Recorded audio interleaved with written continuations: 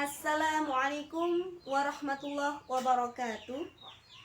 Saya Siti Wahidah Hajar Saifullah, peserta PPG Batch 3 Yayan Syekh Nurjati, akan melaksanakan praktik pembelajaran di kelas 5 untuk syarat tugas uji kinerja pada PPL dalam jabatan 2022-2023. Selamat menyaksikan. Siap, gerak. Pendangkan, gerak. Luruskan. Tegak, gerak. Kelas 5A siap belajar di kelas. Ya, silakan untuk menuju ke kelas kita. Yuk, dari yang perempuan dulu.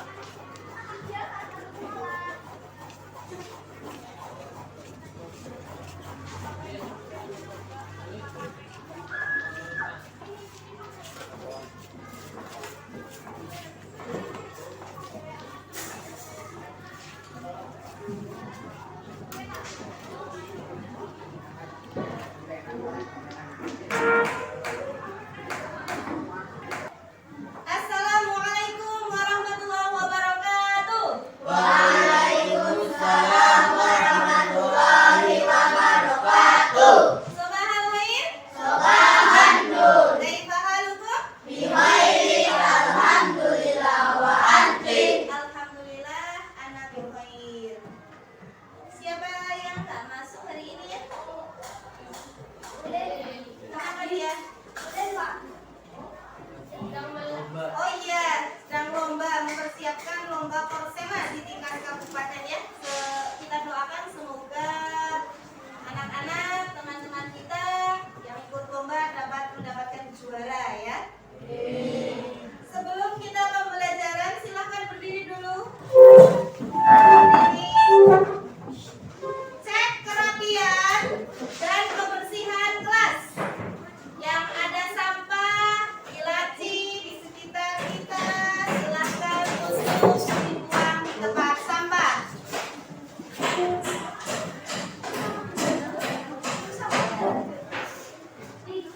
Ya, sudah cukup? Ada? Oh, silahkan dibuang. Ya, ulang ya. Hari ini siapa yang bertugas memimpin doa dan tadarus? Ya, Tik, silakan maju ke sini, Tik. Anak-anak yang lain silakan untuk menyiapkan juz amannya.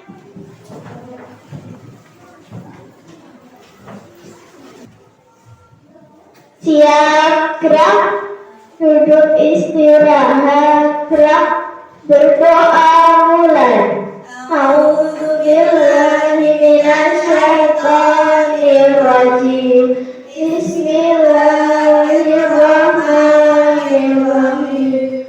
Alhamdulillahi rabbil alamin. Ar-Rahmanir-Rahim. Maliki yaumiddin. Iyyaka na'budu wa iyyaka nasta'in. Surah Al-Balad. A'udzu billahi minasyaitonir rajim. Bismillahirrahmanirrahim.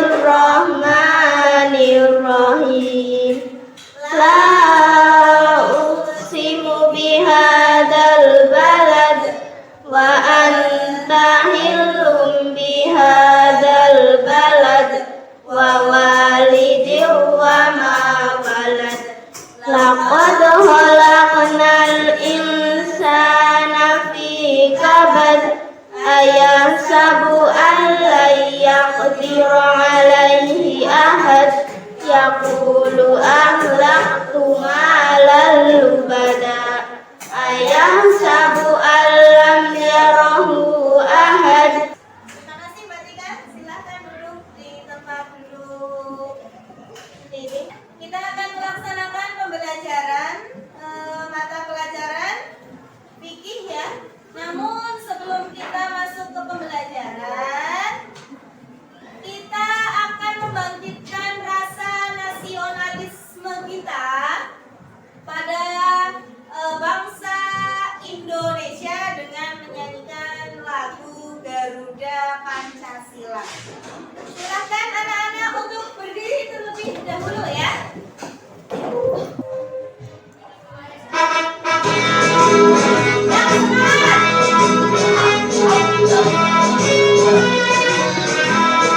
Garuda Pancasila, aku yang mendukungmu, patriot proklamasi, sedia berkorban untukmu. Pancasila dasar negara, rakyat adil makmur sentosa, di bangsaku. Ayo maju, maju, ayo maju, maju, ayo maju, maju.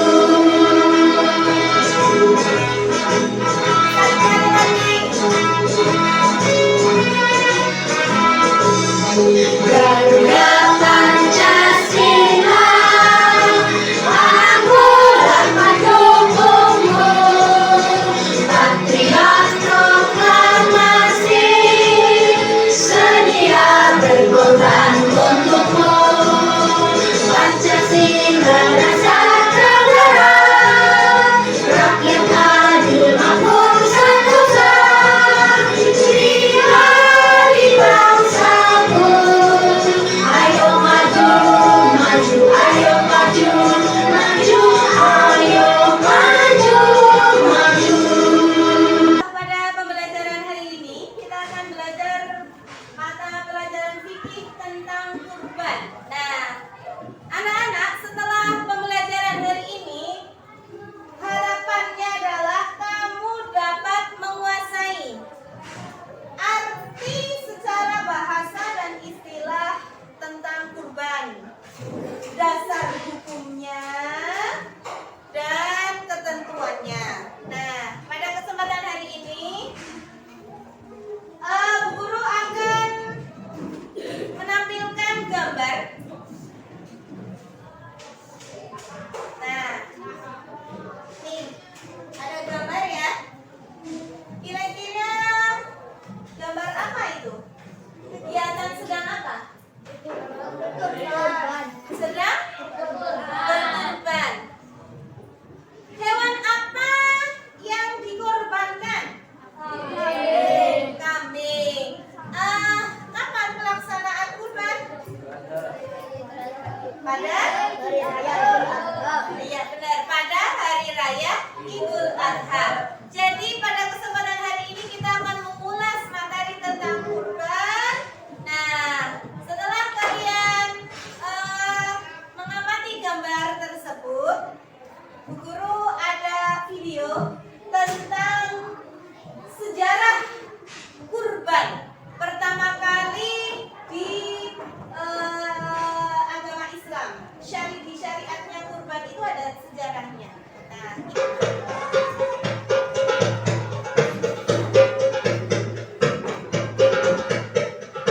Nabi Ibrahim mempunyai dua istri. Istri pertama bernama Sarah dan istri kedua bernama Hajar. Sarah melahirkan seorang anak laki-laki yang dinamakan Ishak dan Hajar melahirkan anak laki-laki juga yang bernama Ismail. Sarah merasa kurang senang hidup bersama Hajar. Berkali-kali ia meminta kepada suaminya agar Hajar dan anaknya dipindahkan ke tempat lain. Akan tetapi, Nabi Ibrahim tidak segera menurutinya. Barulah setelah menerima perintah dari Allah, Nabi Ibrahim mengajak Hajar dan Ismail pindah ke Mekah.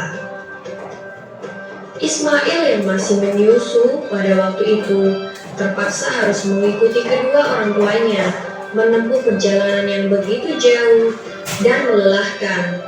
Hajar dan Ismail ditempatkan di daerah padang pasir yang tandus, sunyi, dan terik matahari yang menyengat kulit. Tak ada seorang pun di sana kecuali mereka berdua. Setelah beberapa tahun Nabi Ibrahim alaihissalam meninggalkan anak dan istrinya itu, ia pun merasa rindu. Beberapa kali ia mengirim utusan untuk melihat keadaan anak dan istrinya itu. Dan ketika utusannya mengatakan bahwa anak dan istrinya dalam keadaan yang baik-baik saja, Nabi Ibrahim pun merasa lega. Ternyata kehidupan istri dan anaknya itu diberi serba kecukupan oleh Allah Subhanahu wa Ta'ala. Hajar dan Ismail dianggap sebagai pemilik dan pemimpin di Mekah karena mereka berdualah yang pertama kali menetap dan bertempat tinggal di sana. Demikianlah Nabi Ibrahim tidak dapat menahan kerinduannya. Ia pun berangkat ke Mekah dan bertemu dengan Hajar dan Ismail di padang Arafah. Anak dan istrinya itu sedang mengembalakan hewan ternak yang cukup banyak. Dalam perjalanan pulang ke Mekah, setelah mengembalakan ternak, mereka beristirahat di Musdalifah karena kelelahan dan akhirnya tertidur. Dalam tidurnya yang sebentar itu, Nabi Ibrahim alaihissalam mendapat wahyu melalui mimpinya. Ia diperintahkan oleh Allah untuk menyembelih Ismail. Anak kesayangannya itu harus dikurbankan sebagai bukti patuhnya Nabi Ibrahim terhadap Tuhannya. Seketika itu juga Nabi Ibrahim terkejut dan berdebar-debar. Tampak begitu beratnya ujian kali ini. Ia pun akhirnya menguatkan hati demi rasa cintanya yang lebih besar kepada Allah Subhanahu wa Ta'ala. Ia juga pada akhirnya memberitahukan mimpi itu kepada Ismail. Wahai anakku Ismail, dalam mimpi aku diperintahkan oleh Allah untuk menyerahkanmu sebagai kurban dan aku harus menyembelihmu. Bagaimana pendapatmu wahai anakku? Kata Nabi Ibrahim. Ismail pun menjawab, wahai ayah, sekiranya itu perintah Allah, maka laksanakanlah apa yang telah diperintahkannya kepadamu. Aku akan tetap sabar dan ikhlas menerima cobaan ini. Dikisahkan iblis berusaha merintangi perintah Allah kepada Nabi Ibrahim. Berkali-kali iblis membujuk Nabi Ibrahim agar tidak melaksanakan perintah itu. Namun Nabi Ibrahim tetap melaksanakan perintah Allah. Dan godaan iblis yang begitu dahsyatnya tak akan mampu meruntuhkan ketaatan Nabi Ibrahim kepada Allah. Nabi Ibrahim membawa Ismail ke atas bukit. Di sana, Ismail mengenakan kain penutup mata dan pedang tajam pun sudah dipersiapkan. Ketika pedang itu sudah berada di leher Ismail, tiba-tiba tubuh Ismail pun diganti dengan seekor kambing yang gemuk oleh malaikat Jibril.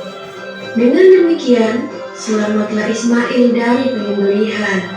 Allah Subhanahu wa Ta'ala berfirman kepada Nabi Ibrahim, hai Ibrahim, kau sudah melaksanakan perintahku dengan ikhlas. Sebagai gantinya, aku berikan binatang ternak untuk disembelih. Ini adalah cobaan besar bagimu.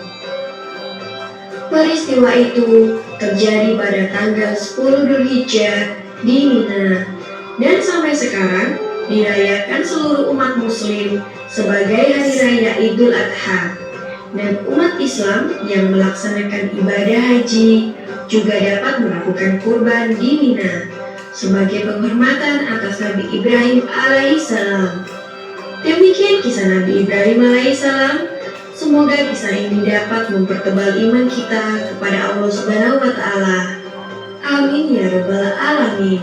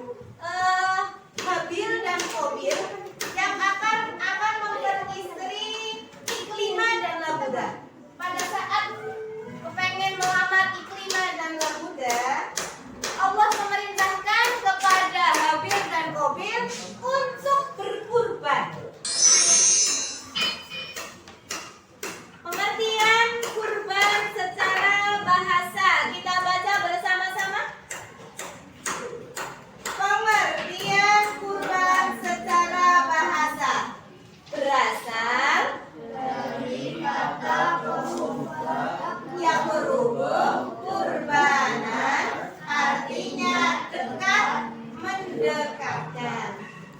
Secara istilah artinya dibaca bersama-sama, beribadah kepada Allah Subhanahu wa Ta'ala dengan cara menyembelih binatang kurban dengan tujuan mendekatkan diri kepada Allah Subhanahu wa Ta'ala sebagai ungkapan rasa syukur atas segala nikmat yang telah diberikan Allah.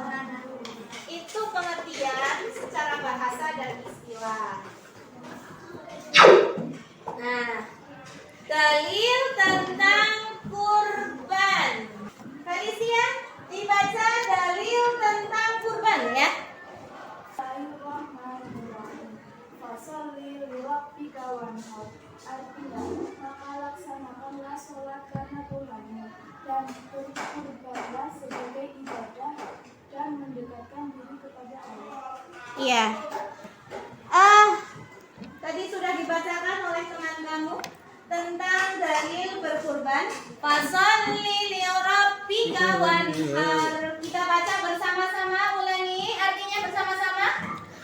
Artinya maka laksanakanlah sholat karena Tuhan dan berkurbanlah sebagai ibadah dan mendekatkan diri kepada Allah. Surah Al-Kautsar ayat kedua. 2. Hukum wajib. Kurban bisa berubah menjadi wajib karena ada sebab-sebabnya berikut. 1. Jika seseorang menghadap untuk berkurban. 2. Jika ia telah mengatakan ketika membeli hewan tersebut, ini adalah hewan kurban, atau dengan perkataan yang bermakna sama. Iya.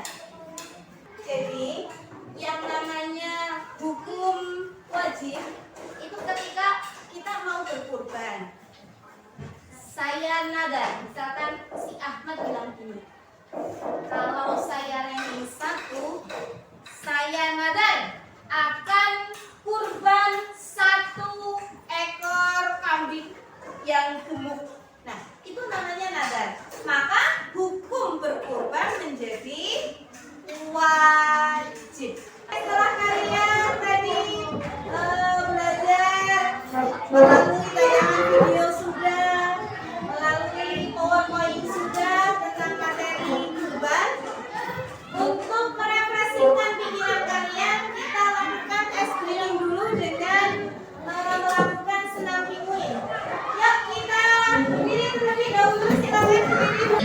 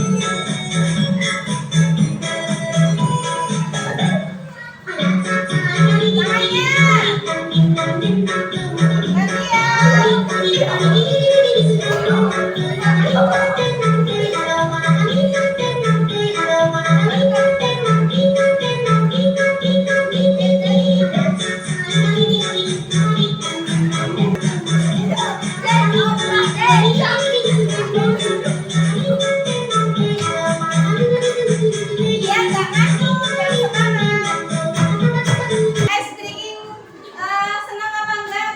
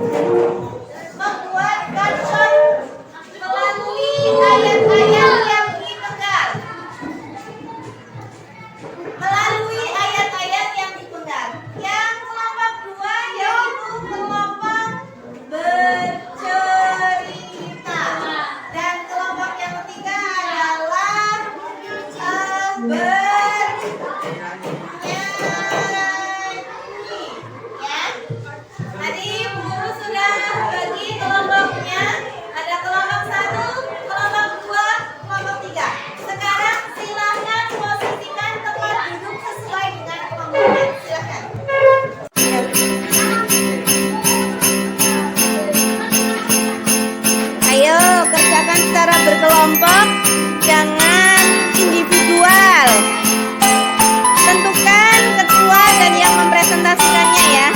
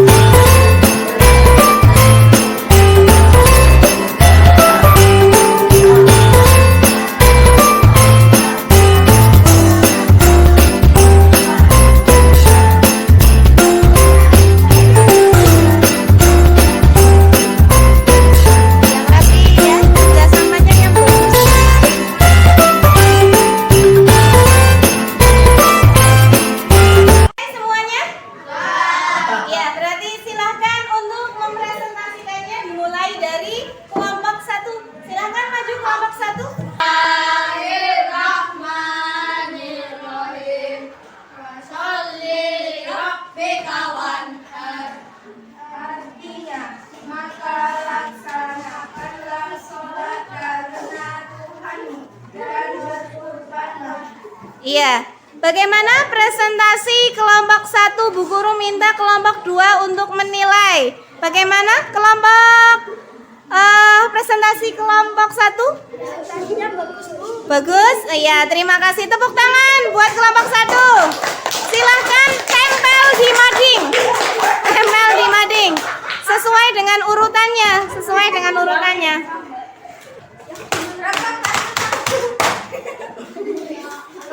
Yuk, bawahnya.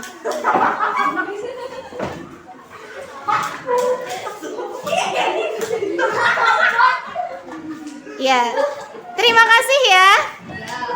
Selanjutnya kelompok 2 silahkan maju.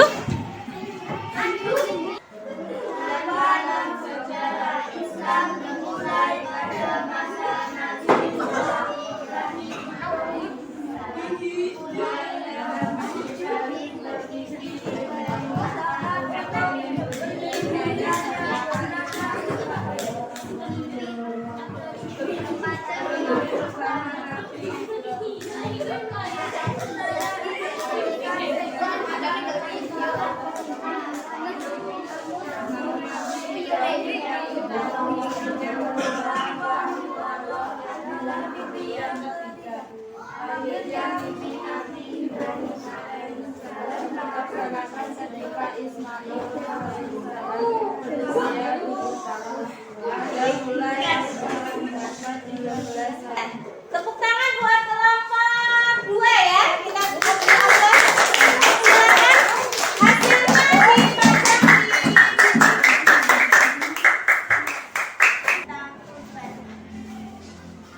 Satu. 2, 3. Potong hewan kurban setahun sekali sebagai tanda syukur kepada Ilahi. Allahu Akbar, Allahu Akbar. Bersama-sama potong hewan kurban. Allahu Akbar, Allahu Akbar. Bersama-sama potong hewan kurban. Potong hewan kurban, kami sapi unta. Berikan sedekah, fakir miskin duafa. Enak dagingnya, nikmat rasanya. Kulitnya bisa digunakan juga. Enak dagingnya, nikmat rasanya. Kulitnya bisa digunakan juga. Iya, tepuk tangan dulu ya. Bu Guru minta penilaiannya untuk kelompok 3. Kelompok 1. Bagaimana presentasi kelompok 3? Oh iya, terima kasih udah bagus ya. Oke, silahkan dipajang di mading.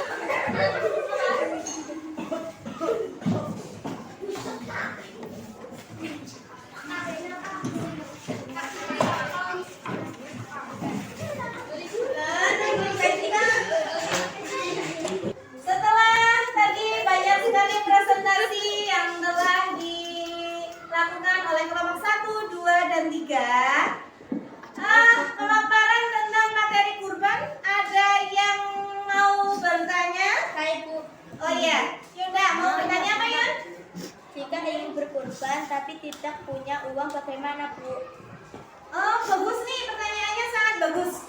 Mau berkurban, tetapi tidak punya uang untuk berkurban. Bagaimana caranya ya? Ada yang bisa bantu menjawab Bu Guru ya? Oh iya, Felicia mau bantu jawab.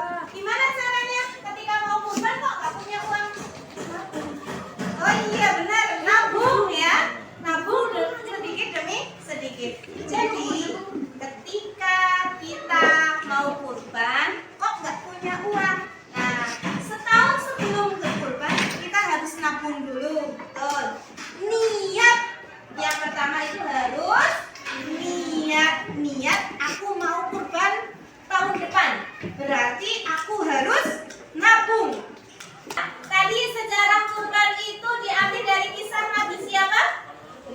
Nabi Ibrahim dan Ismail. Nah, hukum kurban itu ada dua. Yang pertama apa? Sunnah muakkad. Terus wajib. Ya, kita selesaikan.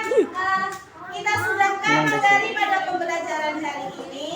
Materi besok yang akan kita pelajari untuk pertemuan besok adalah tentang ketentuan hewan kurban. Akan kita bahas